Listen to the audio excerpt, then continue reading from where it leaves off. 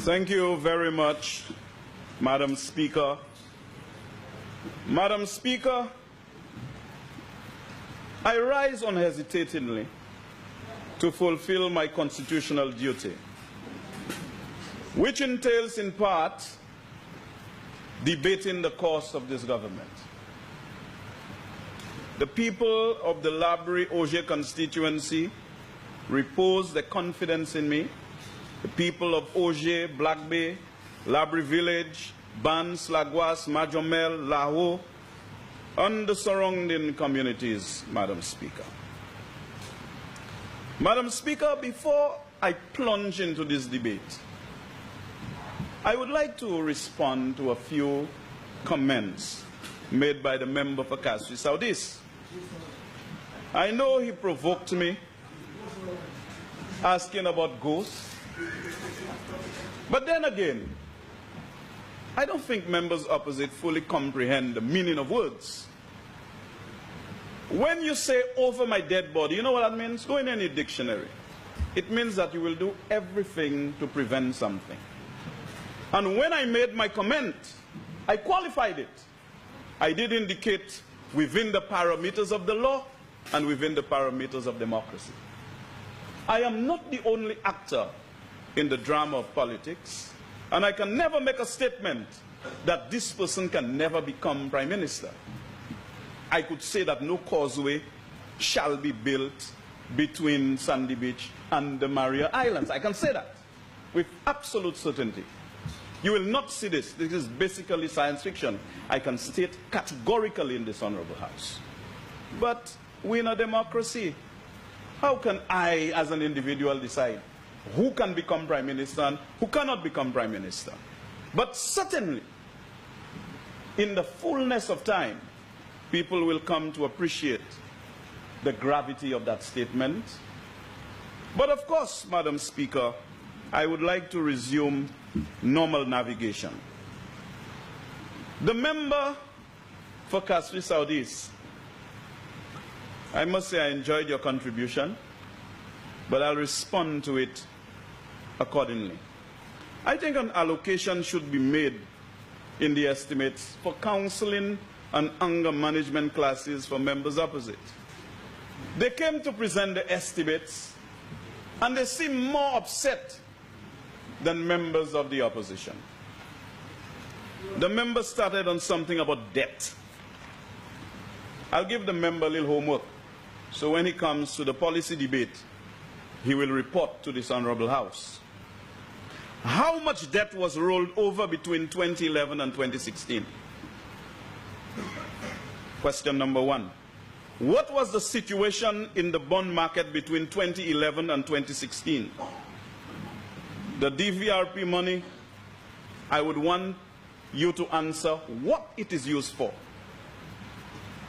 And who started design build finance? I think you were all over the place with those particular issues. And of course, I will be awaiting your arrival in the policy debate so you can answer. Madam Speaker, they talk about God and about God. And even that this particular government has a soul. People must stop calling out the name of the Lord in vain. It's not everybody who say, Lord, Lord, will enter the kingdom of heaven. I will not judge members opposite and say who will go to heaven and who will go to hell. But there's one thing I know for sure. By the fruits you shall know them. And when you affect the lives of thousands of people, you come in between 2006 and 2011, there was no nice program for anybody. When the United Workers' Party was in office, consistently victimizing Labour Party people, or people they perceived to be Labour. And we came into office, we didn't fire anybody.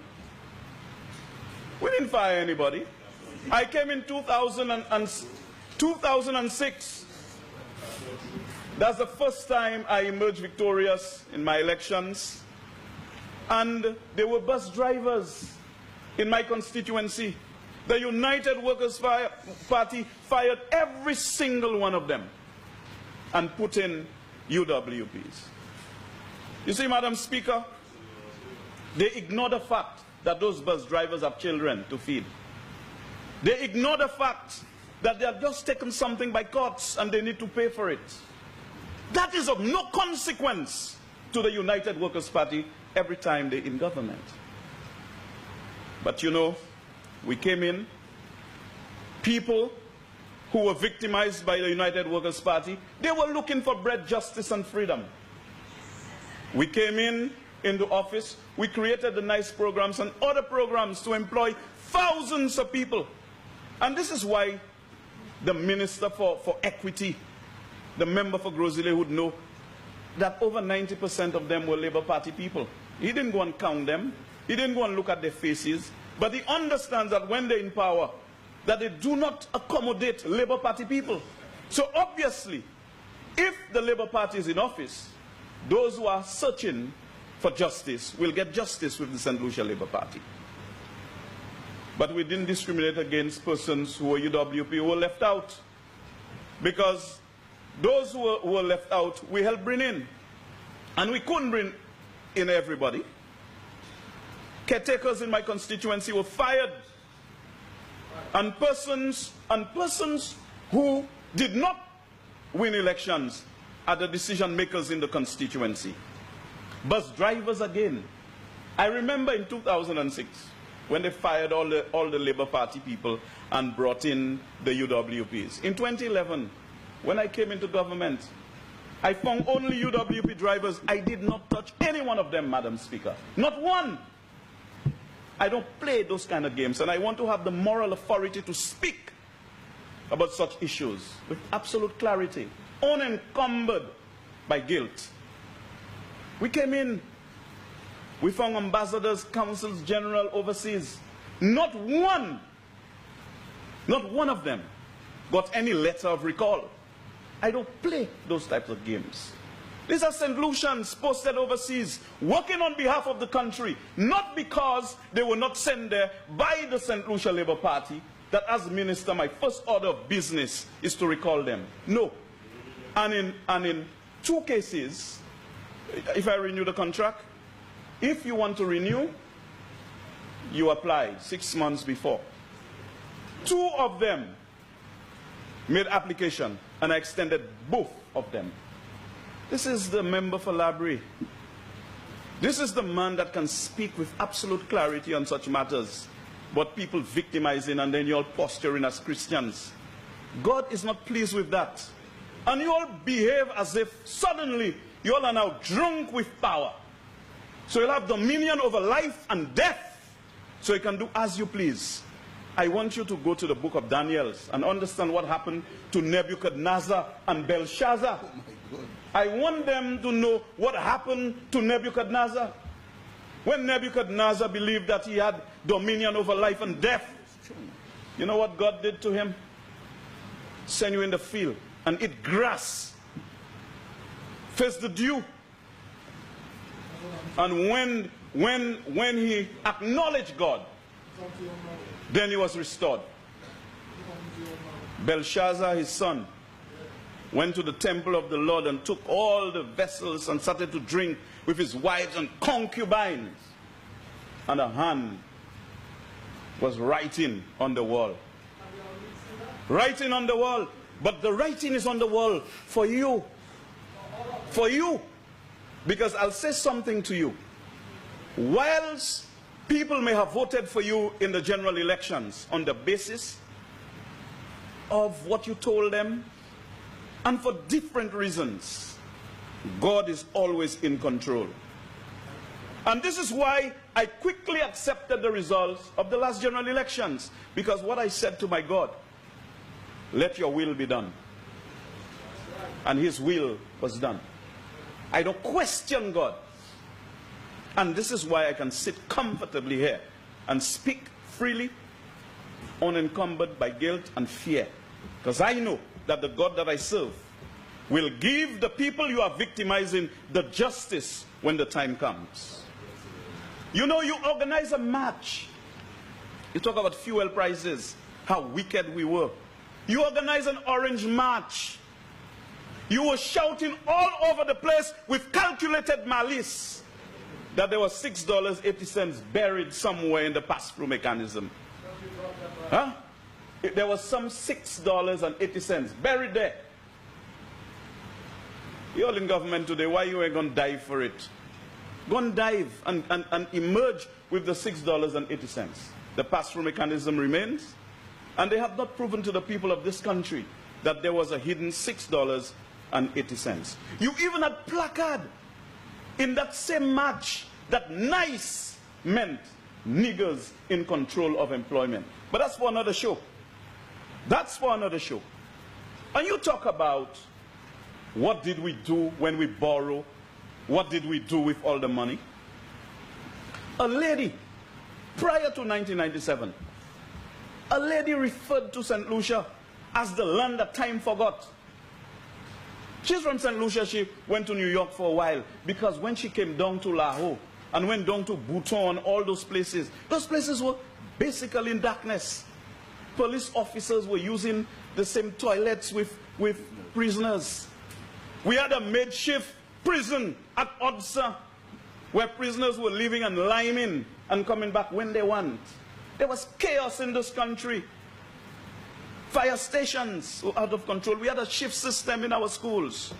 We ended all of that between 1997 and 2006. We built new police stations, refurbished others, fire stations, health centers. We built 5 schools. We brought infrastructure to the communities of the poor. We gave scholarships again to the children of poor homes, because your scholarships during your time was for your friends, persons who would have afforded to pay the way for the children. They were privileged in this country. I remember between 79 and 82, a few persons from my constituency were going to Cuba to study. When in 82, the United Workers' Party returned. Some students were already on the aircraft.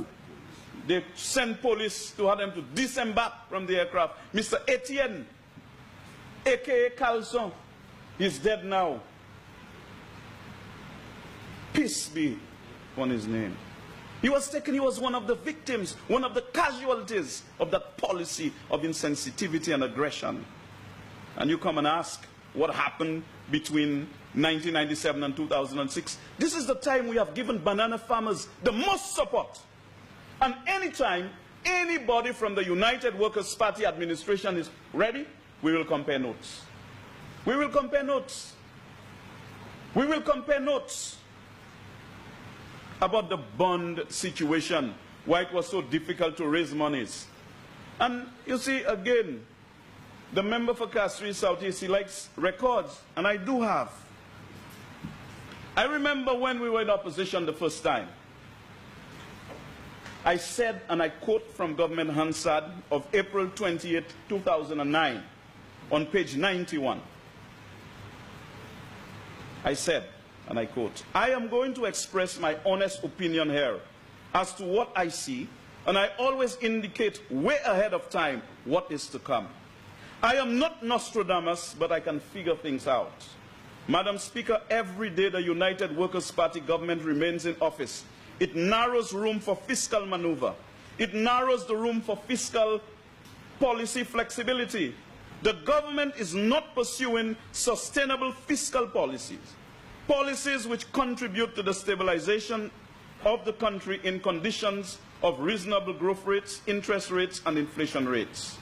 Madam Speaker, the weak fiscal position of the government can affect the change of expectations on the financial markets, since the current policies may lose their credibility.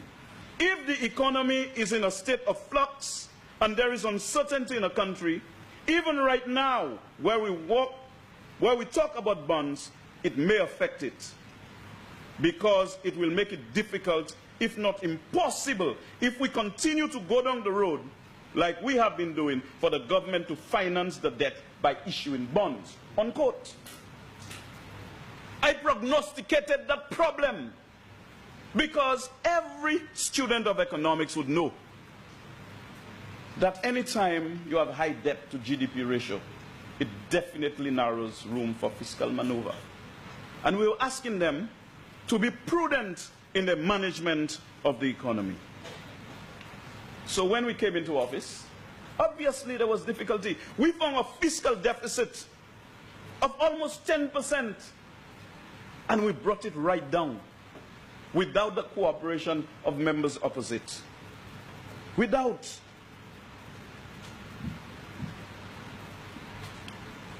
At St. Jude's Hospital, when the member for Castle South East talk about St. Jude's Hospital, who is more concerned about St. Jude's Hospital? And persons like me, I live in the immediate vicinity of the hospital. I remember before St. Jude's, when people from Auger and Laborie had their loved ones going to Victoria Hospital because there was no St. Jude's. People who die on the way.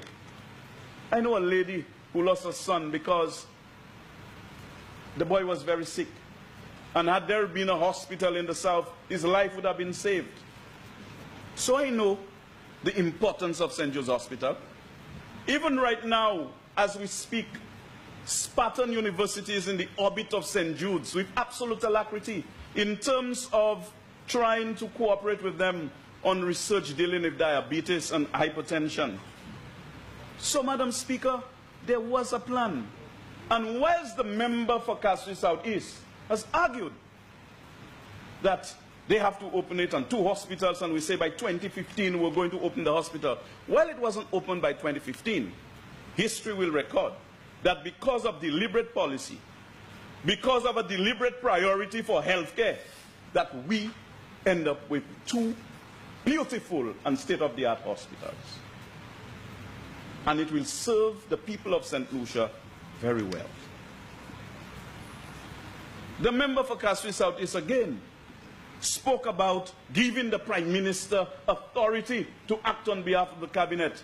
But he did the same when it was Prime Minister from the member for Castries North.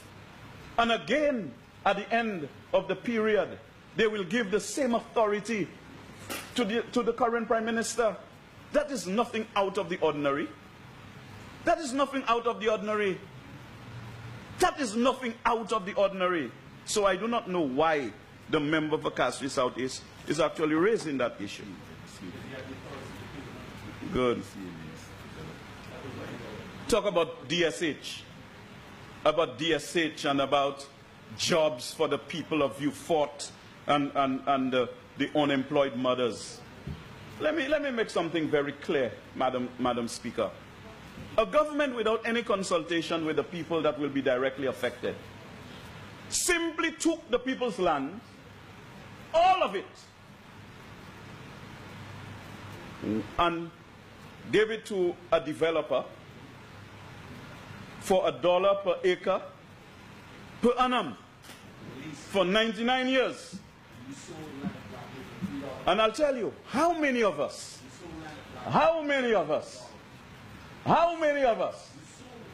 would be around in 99 years?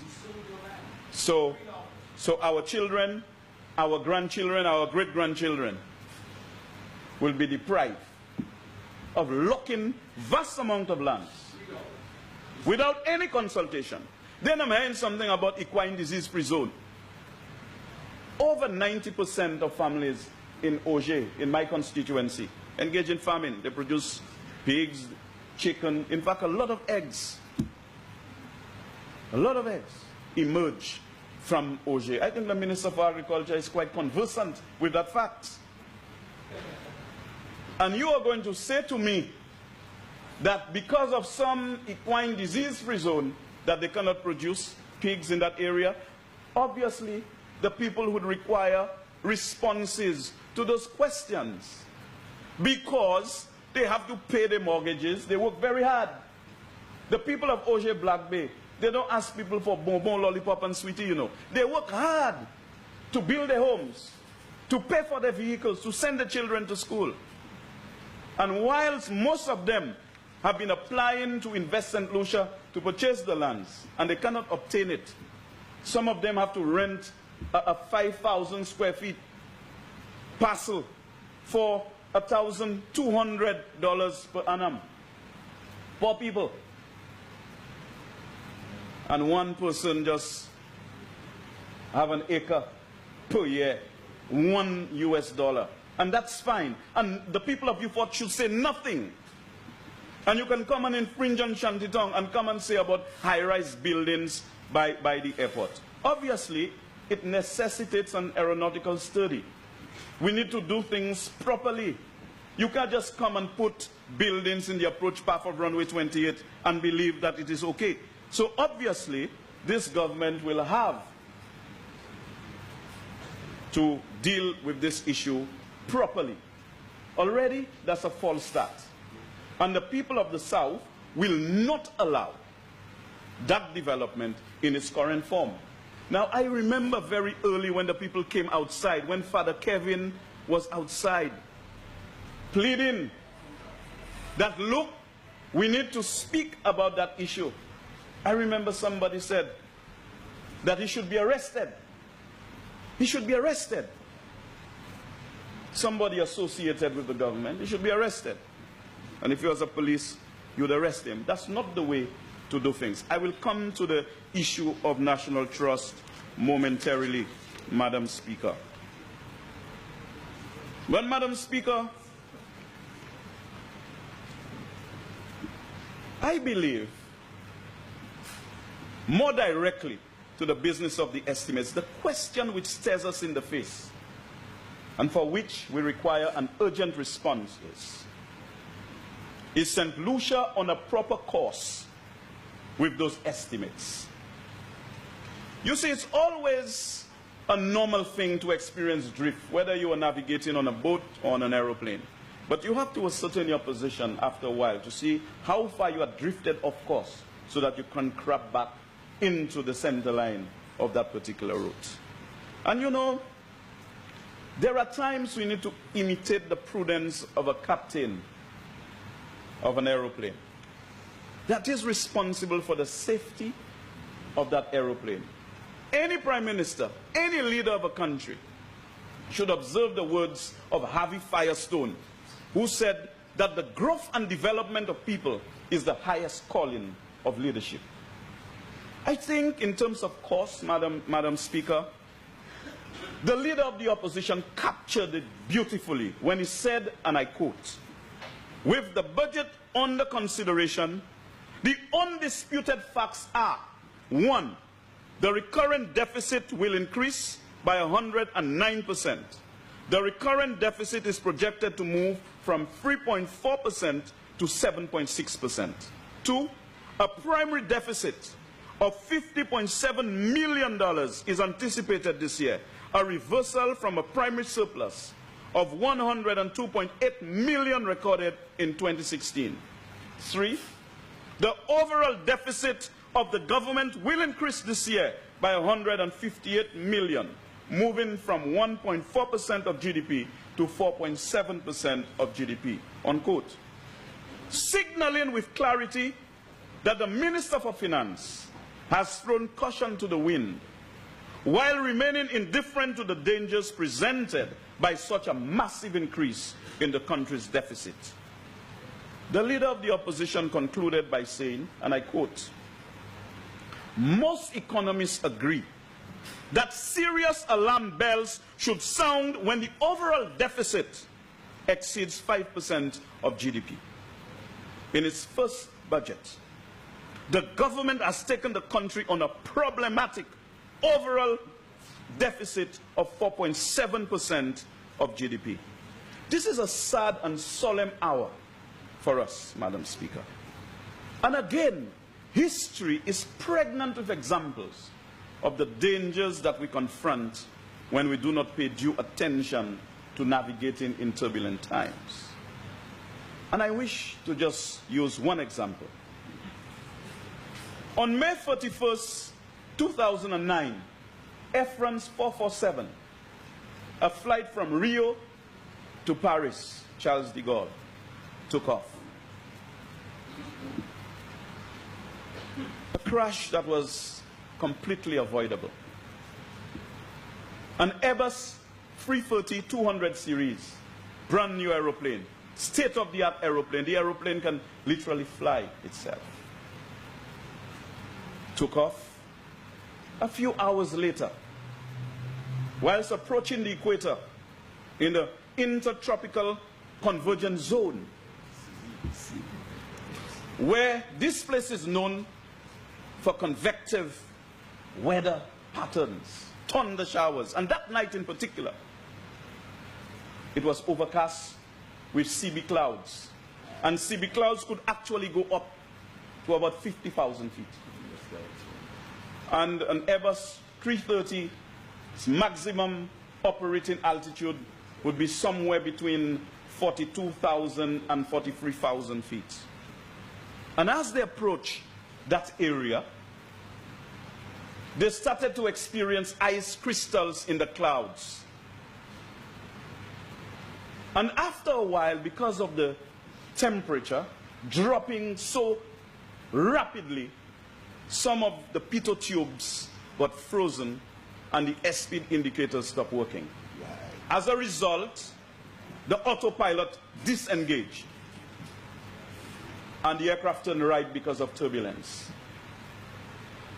The most inexperienced pilot in the cockpit, with less than 3 hours flying time, was in command of the aeroplane. And you know what he did? He pulled back the stick and put the aircraft nose up. Now, it's just like going up a hill. If you're driving and you start climbing a hill, you have to power up the hill, or else you will lose speed. With an aeroplane, if you do that, the aircraft will stall. And that's what happened. So at 35,000 feet, the aircraft stalled. And there was a warning in the cockpit of the aircraft that will constantly say stall, stall, to take appropriate action. And that aircraft dropped at 10,000 feet per minute and crashed into the South Atlantic Ocean, killing all 228 persons on board, 216 passengers and 12 crew members. I share this with this honorable House to say one thing, Madam Speaker, that all the pilot had to do was to maintain level flight and go around the weather. And as they navigate, the pitot tubes would be unblocked and the airspeed indicators would start working again and they would get to Paris. But because they did not maintain that particular posture, 228 persons lost their lives. All the Prime Minister had to do was to imitate the prudence of the former captain, the member for Beaufort South. I know he gets a lot of blows, and people may have their different views about him. But you know what we must do as politicians? Give people their due. The member took a country in crisis with a fiscal deficit of almost 10% and brought it down in a very difficult environment. By pursuing a calibrated policy response that addressed the real policy challenges in a manner that preserved fiscal sanity. Because of the absence of margin for error for small countries like ours, it creates ongoing discipline to follow high-quality approaches that preserve macroeconomic stability. And of course, we should refrain from actions that would precipitate fiscal slippages at this particular point in time. So, Madam Speaker, at this moment, the process of fiscal consolidation needs to be pursued much more vigorously. With all what has been said there by many persons opposite, they do not understand the fundamentals of economics.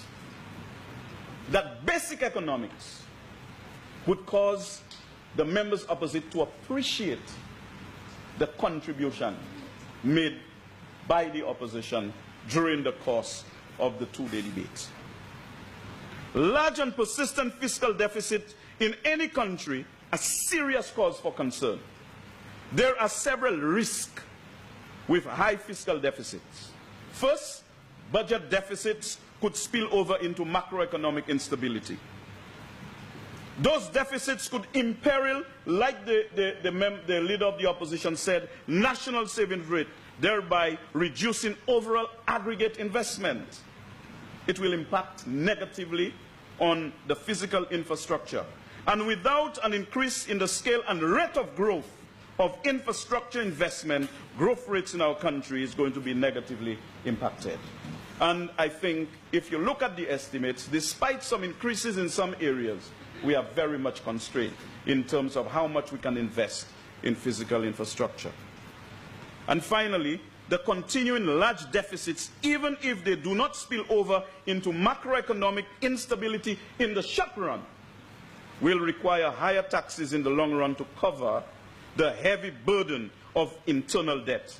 High tax rates will place St. Lucia at a significant disadvantage relative to the other Caribbean destinations.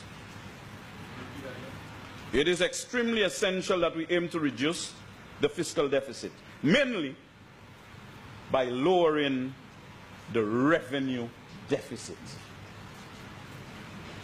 We need to deal, because the problems we were having is not that revenues were not increasing, but expenditure was rising much faster than the revenues. And therefore, we have to pay attention to rising expenditure and how we deal with revenue. And what did we do?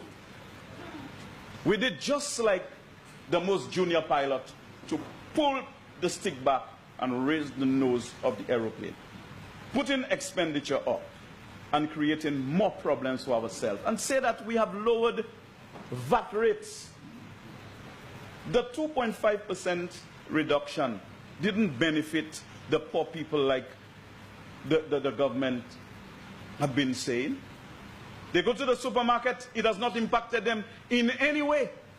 But we say we'll make the shortfall in other areas like tourism. You know, I was quite disturbed when the United Workers' Party in opposition was talking about removing VAT on medication, as if somehow that was the worst thing that ever happened. You see, only when people are sick, they take medication. But people eat every day. That's why we had over 160 items that was either zero rated or exempted, so that poor people can actually go to the supermarket and buy a basket of goods without paying VAT. But they eat every day as opposed to medication.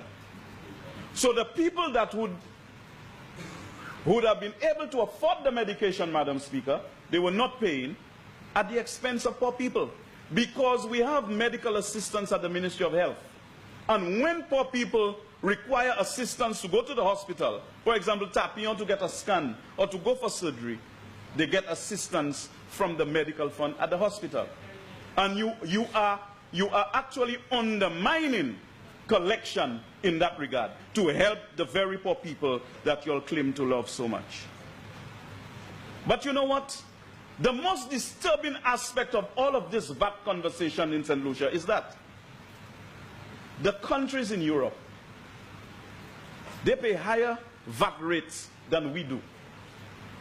And they pay other taxes as well. And they send money to us to help us out. But we are paying 15% at the time. St. Vincent and Dominica, we shared that 15%, but none of them had the amount of zero-rated and exempted items. And they are listening to us. They are listening to the conversation, and they're asking how St. Lucians expect their people in their countries to pay higher VAT rates and send money to you, and you don't want to pay VAT. That is the attitude. I remember as foreign minister, there was a particular diplomat that I met from Eastern Europe, and we had that conversation. Yet the Prime Minister prognosticates grant increases of $25 million in the estimates. The shifting of the tax burden has shown no indication of stimulating household level consumption, but may likely have a negative destabilizing effect on tourism and other fragile subsectors, according to the member for Castres East during his presentation, and he's correct. And I wish to quote from the Caribbean, From Vulnerability to Sustained Growth, on page 6. It states, and I quote, "The emergence of tourism as the dominant sector in the economies in the region has also created new vulnerabilities to global shocks, such as a sharp increase in petroleum-related products, which can disrupt international travel and intensely affect any number of tourism and tourism-related services and events." Unquote. Tourists are price-sensitive passengers. That's why the configuration of the aeroplane, you have a few people in first class and the majority of people are in coach class. And they have alternatives. I remember the Prime Minister, in his former life as Minister for Tourism, took on the whole issue of the APD with the UK government, that it would impact negatively on demand for air travel. But I found it strange that the Prime Minister would resort to that particular course of action on the other side. And no doubt, if you are going to project increases in revenue, you have to project increases as well in terms of the number of tourists coming here. Now, if the demand for air travel dropped, then you have less people coming, and the collections may not be as significant as you may want. So I believe it is a bit risky. More countries embrace tourism today as an engine for economic growth. So the competition is getting tighter. They get tighter for airlift. At one time, carriers used to come here. Now you have to subsidize the carriers. And once the subsidy disappears, then the airline disappears. Because fortunately for aeroplanes, they are very expensive, but they have wings. And they can move from one jurisdiction to the next quite easily. Even of concern in terms of the CIP, I know that $43 million is projected for the upcoming period. And obviously, we never know how that type of environment may affect us.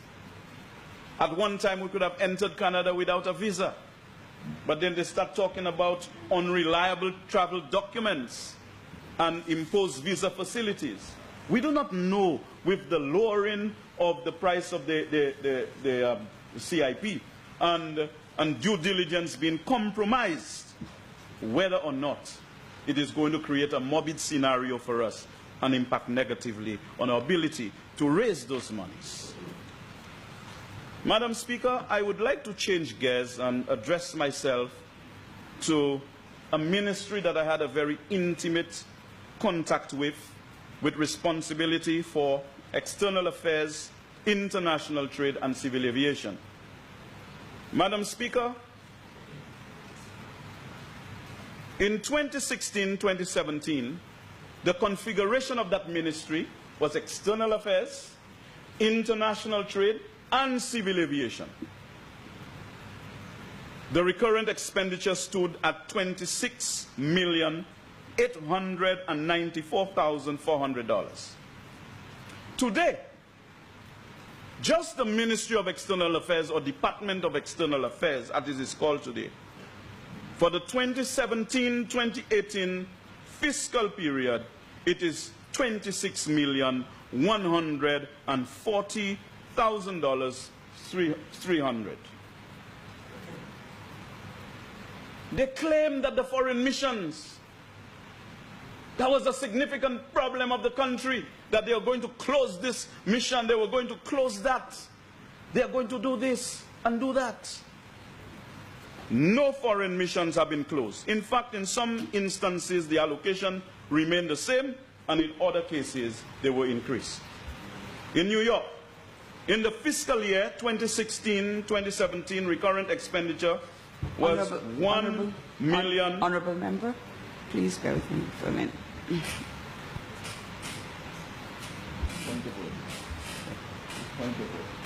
What is the point of order? Yeah. I'm very, very sorry to my colleague, but can I just ask for the House to take a 5-minute recess, if you don't mind? Sure. Thank you. Honourable members, the question is that the House do stand suspended for 5 minutes.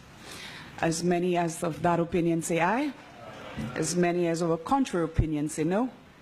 This House do stand suspended for 5 minutes. All right. Have been listening to the continuation of the debate on the 2017-2018 estimates of revenue and expenditure. Just before the House went to break, you were listening to the voice of the Honourable Member for Laborie, Honourable Alva Baptiste. And in the middle of his presentation, the Prime Minister stood to ask for a 5-minute break. So that will take us up to 10 minutes past 10 when the member for Laborie will continue his presentation. He is the last presenter for the evening and will then have rebuttal from the Prime Minister.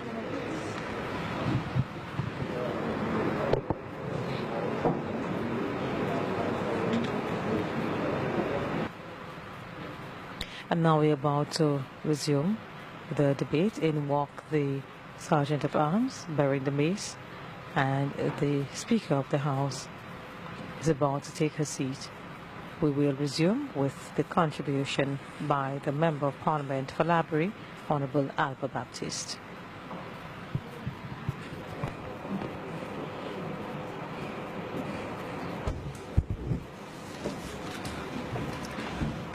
Honourable members, when the House last rose, the question before the House was that the Honourable House of Assembly do adopt the report of the Standing Finance Committee on the estimates of expenditure for the financial year 2017-2018 in the sum of $1,513,652,200 as a charge against the consolidated fund and other funds of the State of St. Lucia. Honourable Member for Laborie, my humble apologies. Please proceed. 7. 7 is a quorum. Yes, 7 plus the Speaker. Honourable Member, please proceed. My apologies. Thank you very much, Madam Speaker, for allowing me to resume normal navigation. But certainly I was speaking about the Ministry of External Affairs, or the Department of External Affairs as it's called. And I was indicating in New York, the recurrent expenditure in 2016-2017 was $1,364,011.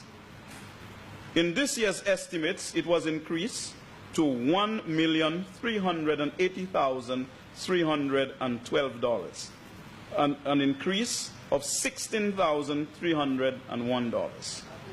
In Washington, in the fiscal year 2016-2017, recurrent expenditure for Washington was $1,296,514. In this year's estimates, it was increased to $1,304,455. In Toronto, in the fiscal year 2016-2017, recurrent expenditure was $824,634. In this year's estimates, it remains the same at $824,634.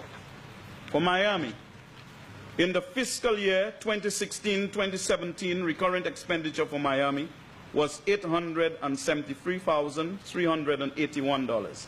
In this year's estimates, it remains the same. In Martinique, in the fiscal year 2016-2017, recurrent expenditure for Martinique was $641,975.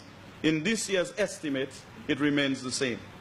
In London, in the fiscal year 2016-2017, recurrent expenditure was $1,508,975. In this year's estimates, it has been increased to $1,601,818.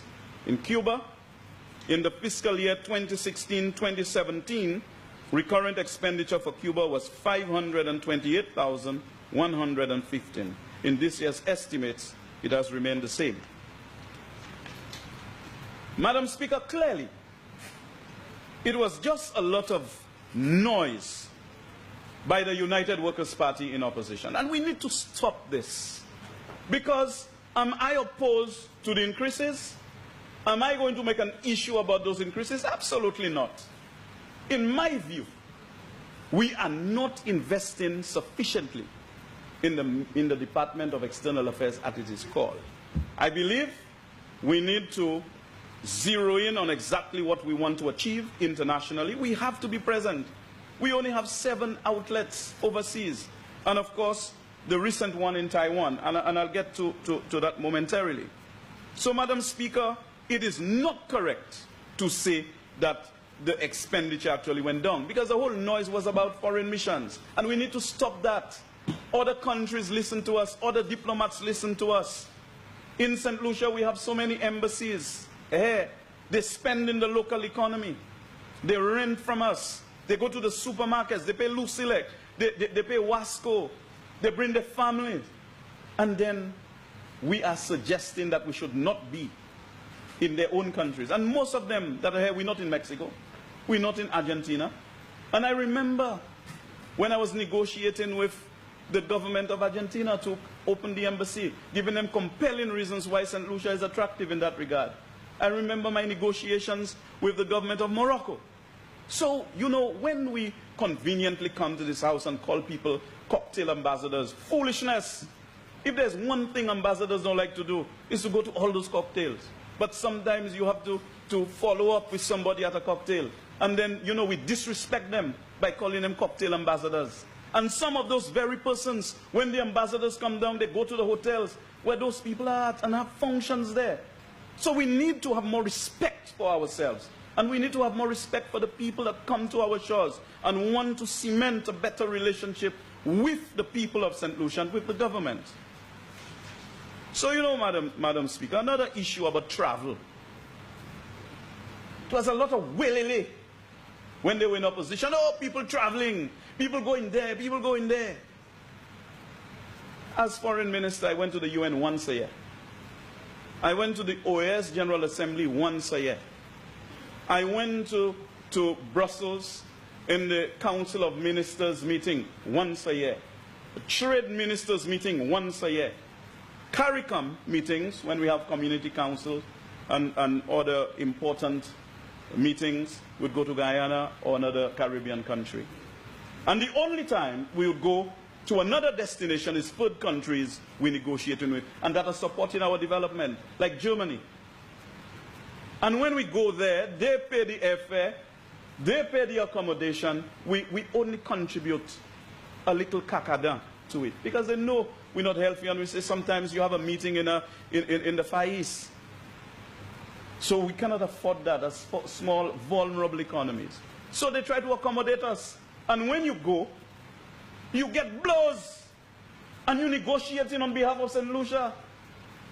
And in a few moments, no, I'm coming to that.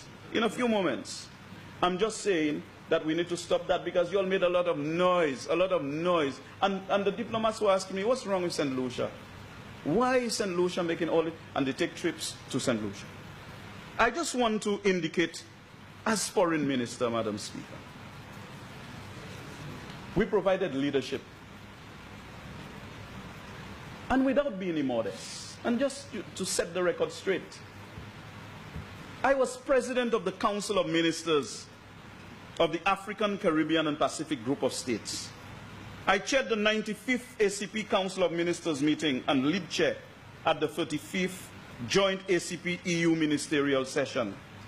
I chaired the ACP Ministerial Committee on Commodities at the 101 ACP Council of Ministers meeting. During that time, encouraging the EU to release the BAM monies that St. Lucia had done a tremendous amount of work, and to release it, to unlock it as we meet with them.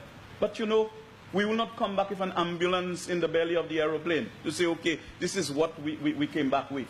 But at least trying to unlock millions of dollars from the EU is very significant to the banana farmers and other people in this country. And dealing with the Commodities Committee and dealing with the EU, we were able to make a lot of progress. I chaired the 12th Joint ACP-EU Trade Ministerial Committee meeting, chaired major discussions at the 18th ACP Ministerial Trade Committee meeting among ACP ministers and the Secretary General of UNCTAD and Director General of the World Customs Organization, spoke on behalf of the OECS at the WTO Ministerial Meeting in Geneva in December 2011, spoke on behalf of CARICOM at the WTO Ministerial Meeting in Bali in 2013, defended the OECS, the entire OECS, at the Trade Review Committee of the WTO in Geneva in 2015.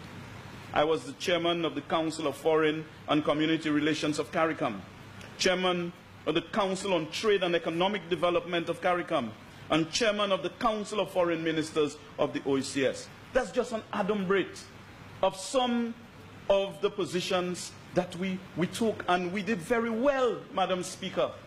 And you know, only to come back home and people say, oh, those people are traveling and those people are going this place and that place. But in the process of traveling, not for once I left St. Lucia and decided I'm going to Dubai and you know, to have talks with the government of Dubai. Or I live here and I say I'm going to Guyana in a meeting. All the time, we had a schedule where they invite you to the meetings and you have to choose among the meetings. So what we do with the limited resources we have, when we are going to a meeting where we know other countries are going to be there, we request bilaterals. This is how I was able to get $5 million for the Dennery Water Project.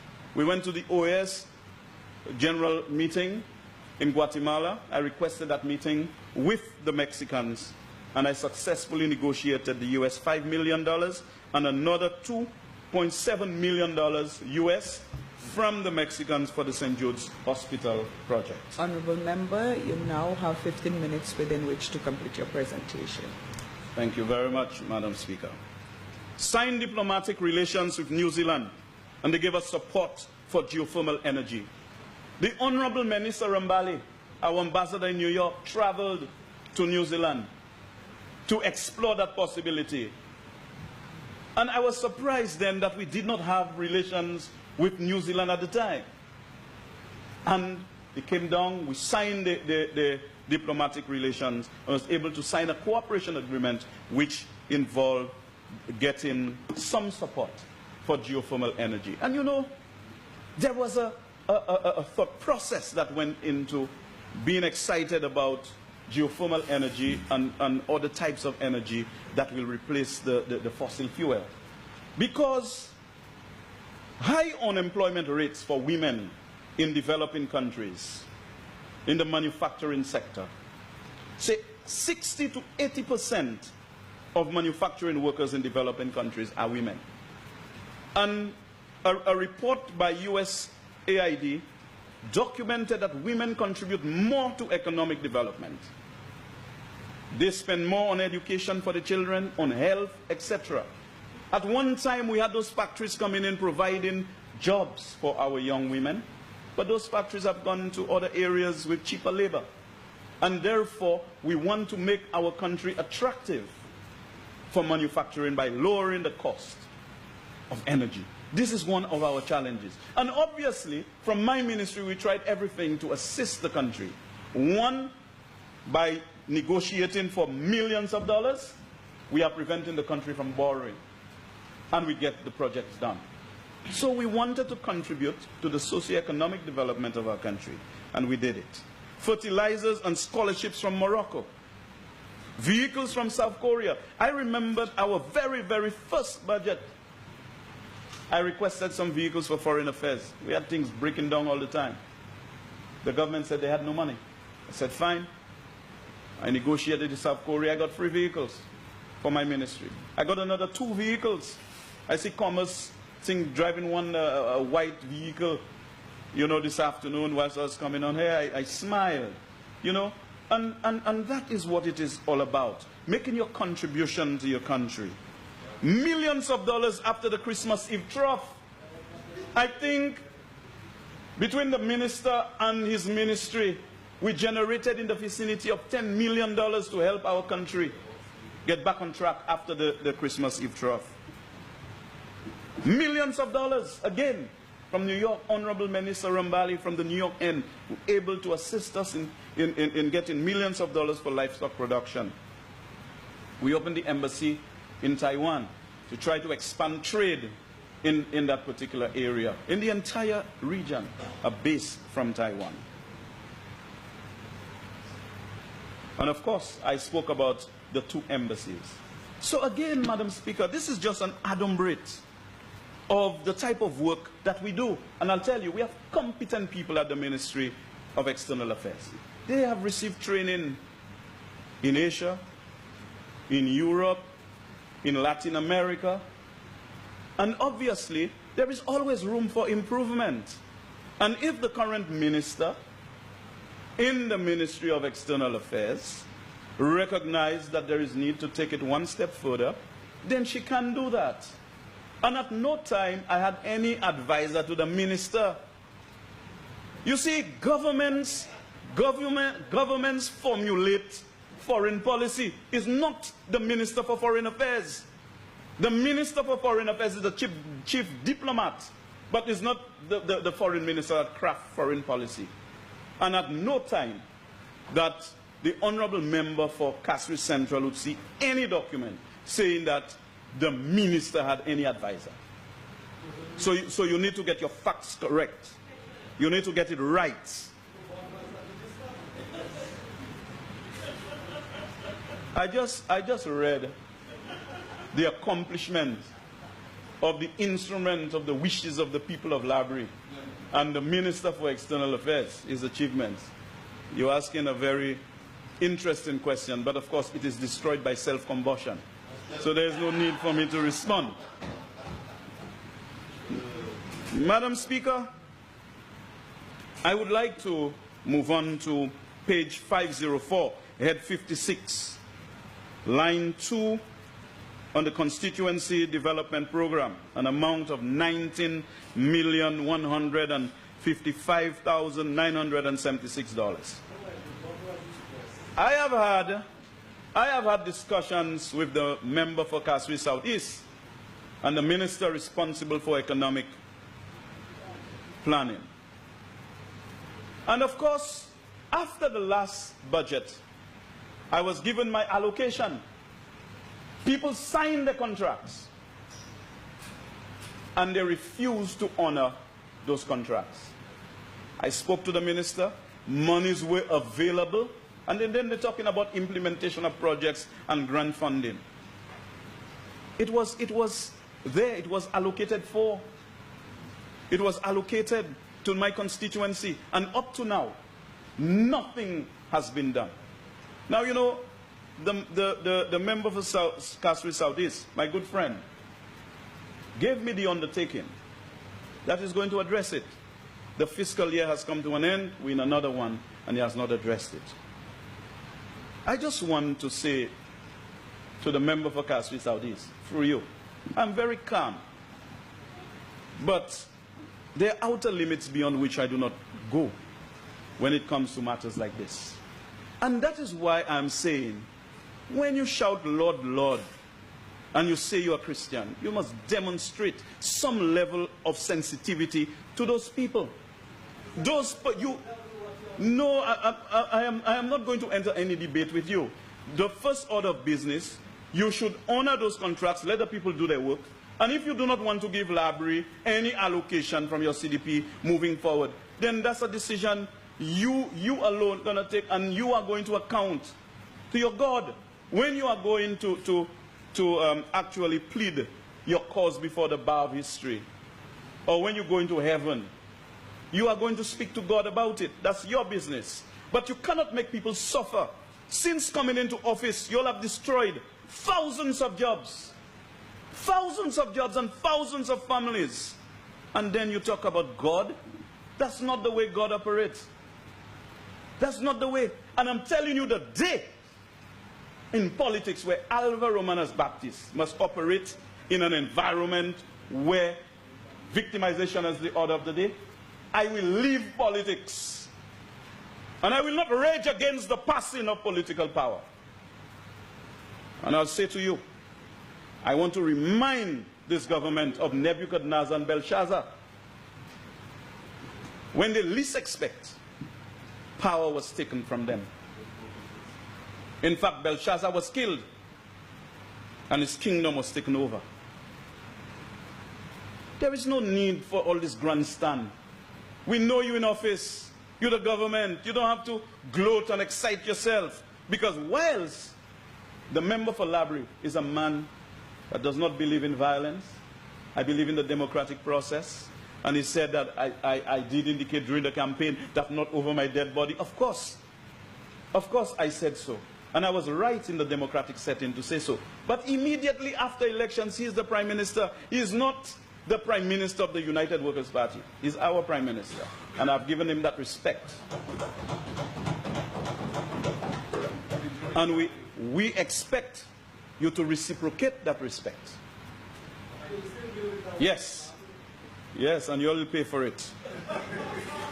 But I'm praying for you, the honorable member for Caspi South East. But I'll warn you again. Honor those contracts, or your kingdom shall fall. Remember, I say that to you. On page 493 of the estimates of revenue and expenditure, head 51, line 3, the home care program. I think in the beginning I alluded to that. You come in, you didn't create nice, you didn't give the people jobs. These are not people that replace UWPs. The elderly had a personal relationship with those caregivers.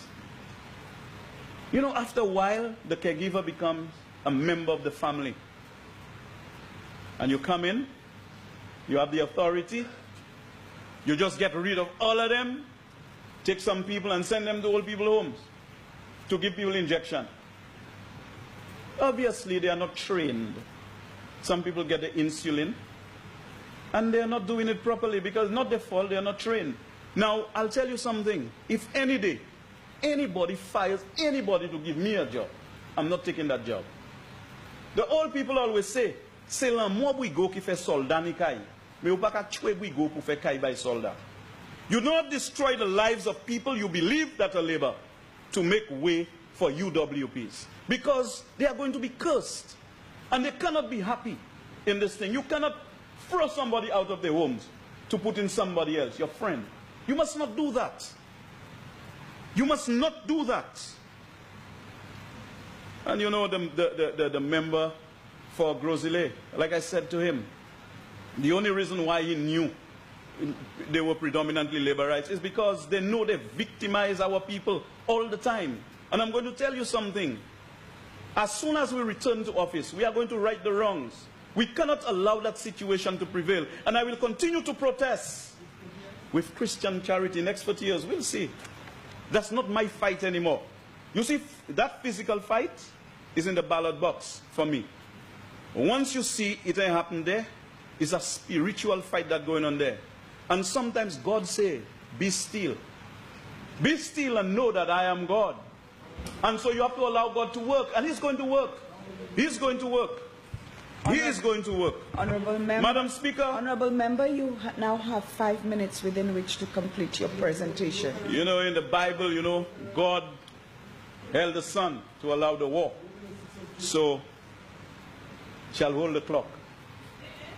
Madam Speaker, on page 478, head 43, line 6, reconstruction and rehabilitation of roads, 2.6 million. We started the Laborie-Lahore Road. And of course, the Laborie village roads are still in a deplorable condition. I want to know, in keeping with the posture of this government, of victimizing constituencies where we have Labour MPs, everything they go through, they're candidates. But I'm not saying anything yet. I'm not saying anything yet. I'm hoping that the minister, when he comes to visit, he will see merit in doing the work that needs to be done. I see they have a little cacadan for village paving of roads. A little cacadan for the paving of village roads, just a little $350,000. Paving of streets and villages. And that can't pave my village. We have a bridge at Lakwa by the Joseph's residence. Years upon years, we had a landslide. They came, they repaired part of it. And the lady's house is still vulnerable. I am hoping the minister can find it in his heart. And the government can find it necessary that my people pay taxes like everybody else. They pay VAT, they pay income tax, they pay everything. They contribute to the public purse. And they are entitled to government monies doing work in the constituency. Even the amount that we contribute annually do work equivalent to the amount that we contribute in the public purse. In terms of Majomel, last year, a package of roads were presented to the Minister for Finance, the then Minister for Finance, to do the Mont-Leblanc Road, the Mont-Leblanc, Mont-Paul, Laho, Laguas Road, the Catin Road, the Majomel Road. They were all in a package of roads to be done. I had successfully, as Minister for External Affairs, negotiated successfully 2 roads from the Colombian government. One from the Joy Juice Junction, that is the Laborie Viewport Highway, from there direct to St. Jude's. And from Black Bay, going through Pom Auger to the hospitals. Currently, we have a number of speed bumps in the road along the Pom Highway. It's because people were just speeding on the highway. I did not erect those speed bumps. It was requested by some residents in the area. There is no sidewalk. So that particular road was intended to be built with a sidewalk so that people could walk on the side and emergency vehicles going to the hospital could actually do their thing on the road to get to the hospital as quickly as possible.